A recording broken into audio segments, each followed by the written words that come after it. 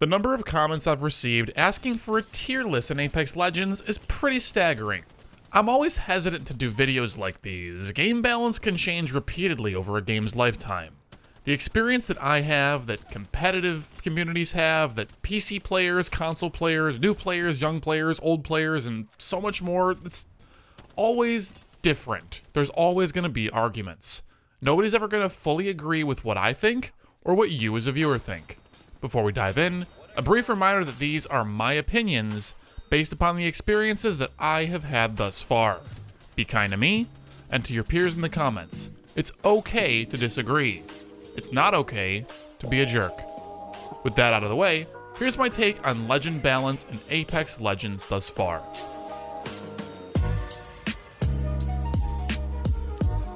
Right now, in my opinion, all but one of the legends in the game are totally viable at most people's level of play.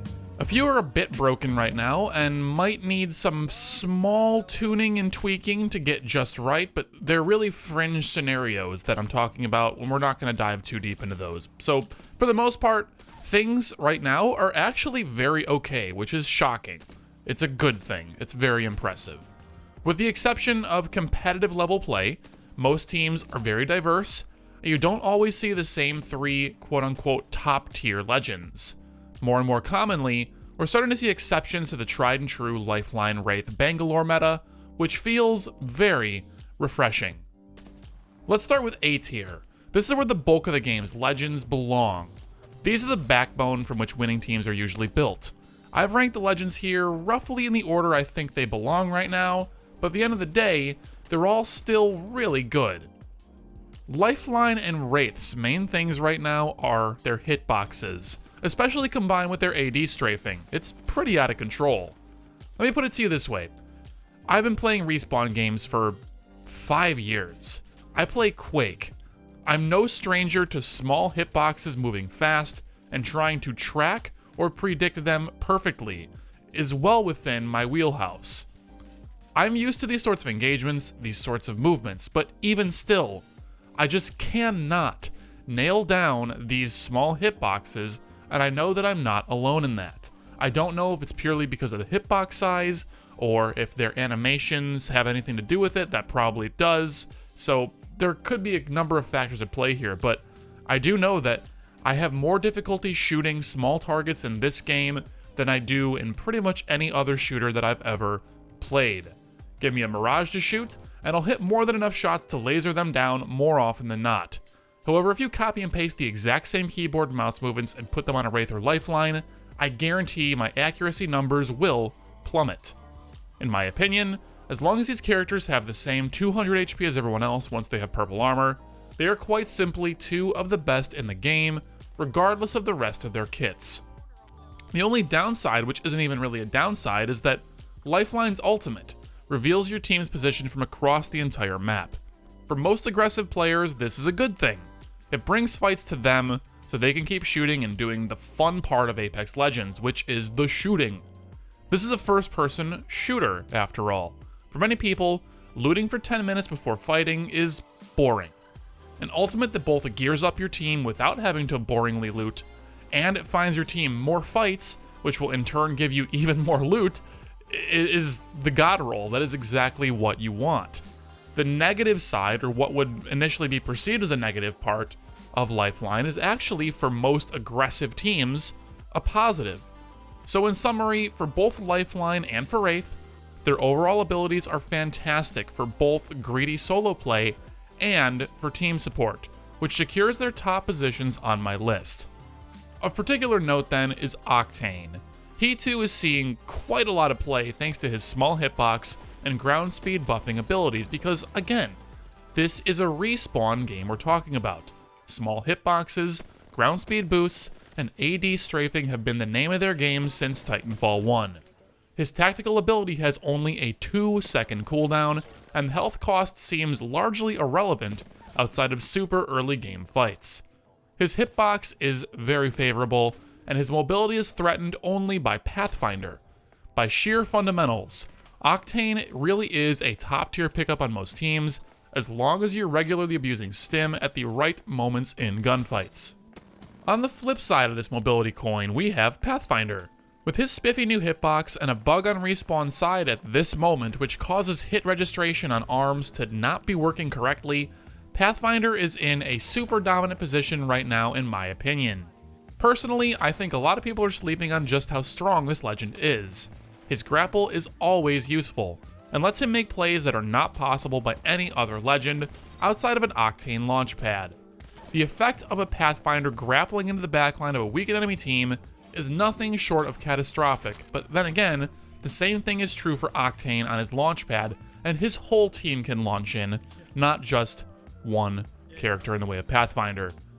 The effect of a weak Pathfinder being able to escape from nearly any fight thanks to grapple speed is unparalleled, especially when you factor in his body-tight hitbox and the fact that we're dealing with projectile weapons in a game like this. Pathfinder is stupid good right now, and is well worth your time and efforts to work him into your team compositions. I gotta say, there's a lot of moments where even at range, if I'm in a wingman battle versus a Pathfinder, I have some significant difficulties hitting him, just like I would with Wraith and Lifeline. And it maybe isn't quite as bad, but it feels comparable in some situations. So I don't know if this is just due to the hitbox not being completely right yet, or if this is the way he's intended to be, but Pathfinder is very strong, very underrated, and I strongly recommend that you give him a shot. Now as for Bangalore, she is in the exact same place that she's been since launch, which is not a bad thing. The nerf from 40% extra movement speed down to 30 on her passive is hardly noticeable most of the time.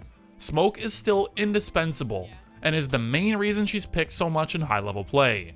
Her ultimate is still not all that great, and is very difficult to make legitimate use of, but that's not really all that big of a deal. The raw strength of her passive and her smokes is enough to carry her to her current tier position. She gets some of the strong offensive Octane without spending her health, gets some of the strong defensive Lifeline, is always an asset to any team, and always is a threat, especially with threat optics. There's no situation, no fight, in which Bangalore is uncomfortable, and it really shows in her pick rate. Dropping down to B tier, we have the Gatekeeper, Bloodhound. There's not much to say here. They're a really solid legend with some amazing potential when paired with Bangalore Smoke, but you do have some minor hiccups, I guess minor, they feel a little bit more than minor. One of these being that Eye of the Allfather reveals your position alongside that of your enemies.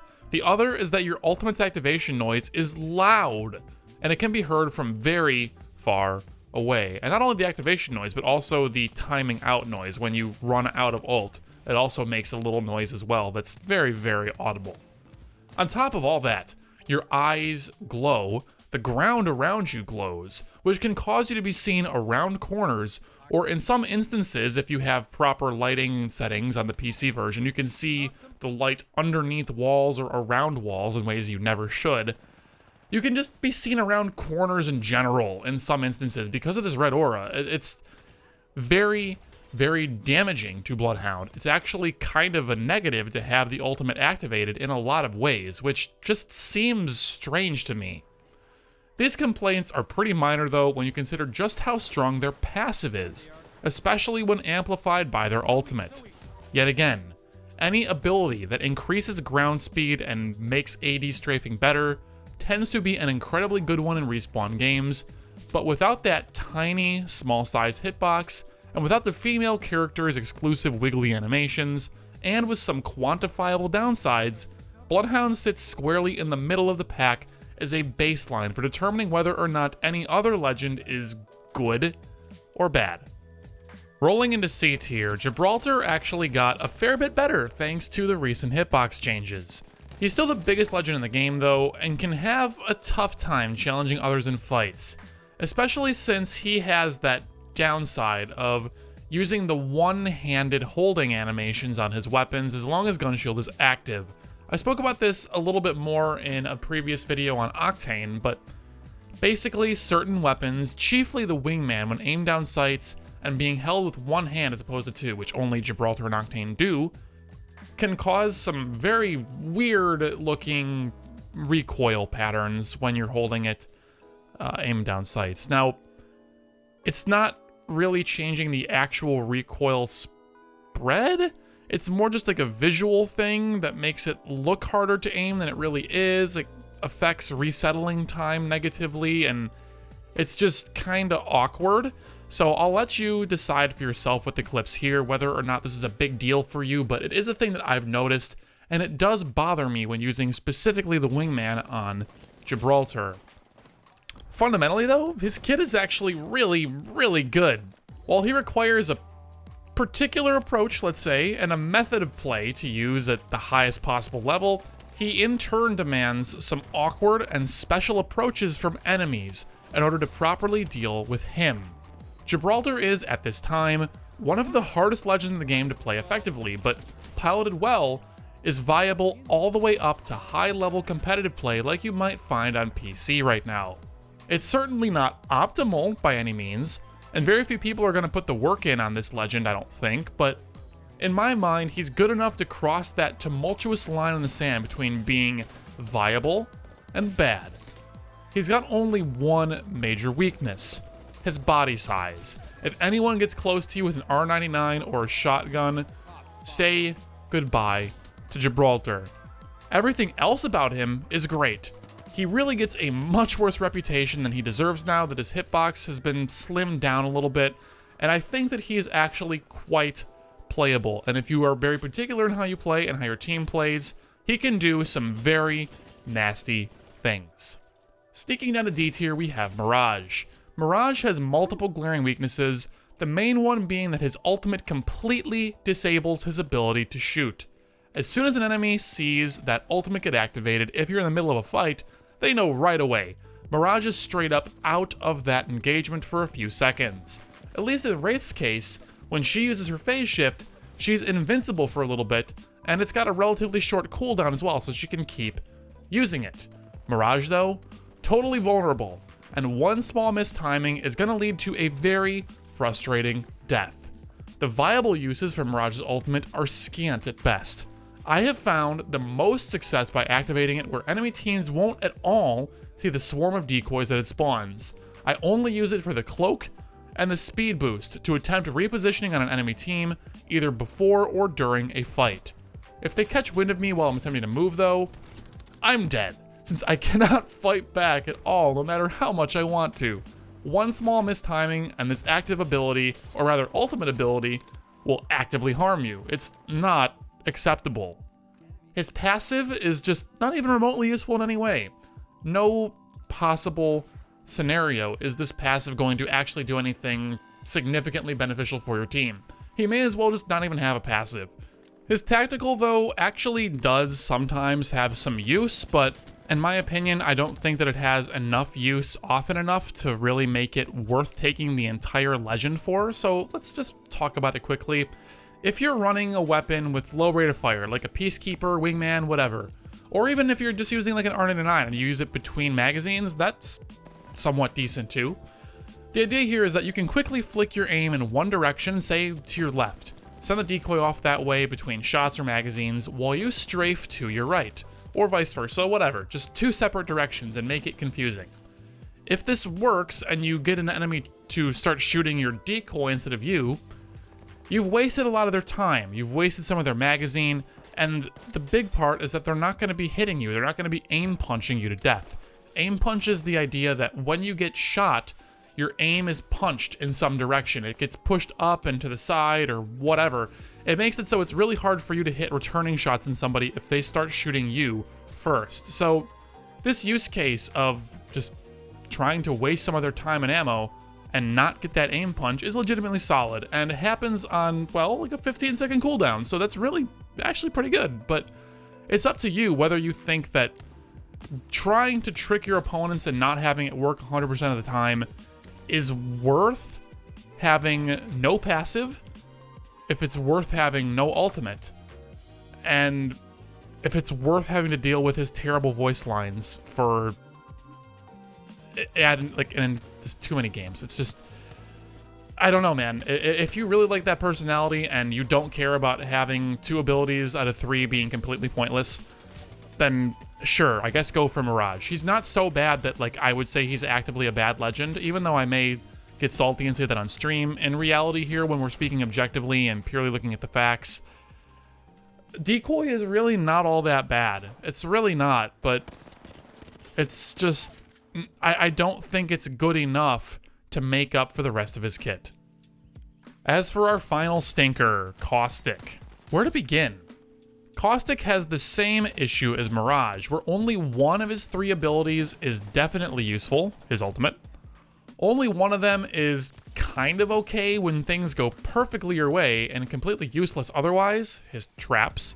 And one is essentially useless, his passive. He's got the second biggest hitbox in the game next to Gibraltar, but with neither a useful movement mechanic nor specific damage mitigation. His abilities actively hamper teammates by slowing them down significantly and blurring their vision, which is oftentimes a bigger detriment to your team than the potential damage on enemies might actually be. Caustic's ultimate is legitimately good, useful both offensively and defensively thanks to its rapid deployment, large AoE, and fast recharge, but the detriment to teammates remains. While you certainly can get kills with Caustic, you certainly can set up situations where enemies are not going to be able to deal with him, he certainly can win games where other legends can't, the consistency with which you can accomplish this is simply not there.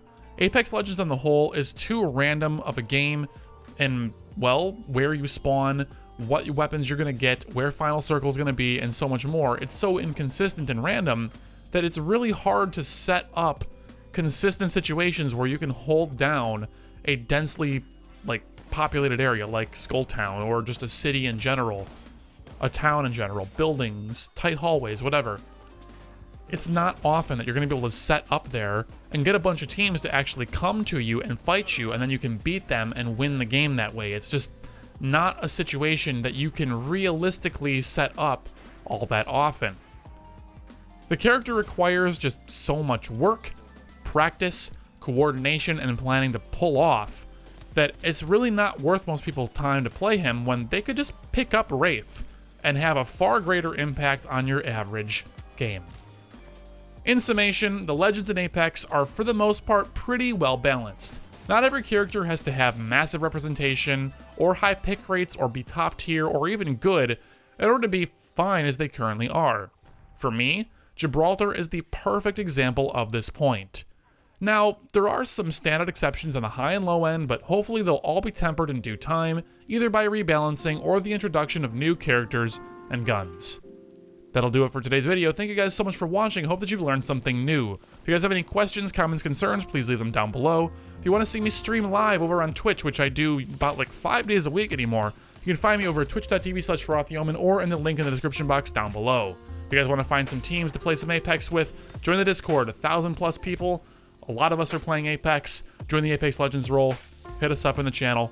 Let us know if you want to play. We'll get you some games if we can. Guys, once again, thanks for being here. I appreciate you very much. I will see you again in the next video, which will be talking about a tier list for weapons and grenades. I'll see you again very soon. Take care.